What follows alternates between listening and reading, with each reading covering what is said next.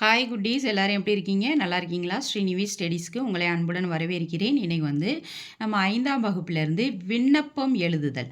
அதாவது குடிநீர் வேண்டி விண்ணப்பம்.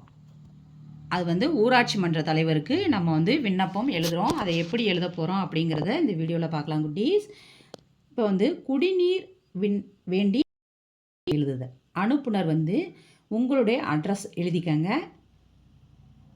உங்களுடைய பேர், அடுத்து வீட்டோட நம்பரு, தெருவில் இருக்கீங்களா அந்த தெரு, எந்த ஊரோ அதை எழுதிருங்க. அடுத்து பார்த்தீங்கன்னா பெறுநருங்கிற பகுதியில் ஊராட்சி மன்ற தலைவர், ஊராட்சி மன்ற அலுவலகம், எந்த ஊராட்சி மன்றம் இருக்கோ அந்த ஊரை. அடுத்து நம்ம எழுத போகிற வாக்கியத்தை கீழே பாருங்க அப்படின்னு போட்டுருங்க. வணக்கம், நீர் குழாய் உடைந்து கடந்த குடிநீர் வீணாகி கொண்டிருக்கிறது.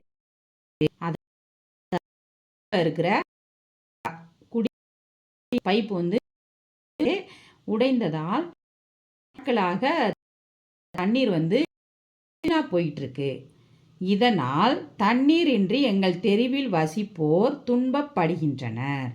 எனவே உடைந்து போன குடிநீர் குழாயை சரி செய்து தர வேண்டும் என்று பணிவுடன் கேட்டுக்கொள்கிறேன் அப்படின்னு சொல்லிட்டு எழுதிருங்க. அவ்வளோதான்.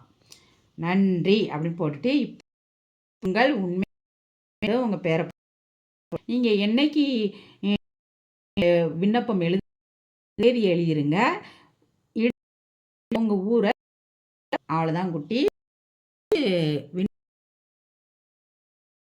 இவ்வளோதான் குட்டீஸ். இந்த வீடியோ உங்களுக்கு பிடிச்சிருந்தா லைக் பண்ணுங்கள், ஷேர் பண்ணுங்கள், சப்ஸ்கிரைப் பண்ணுங்கள்.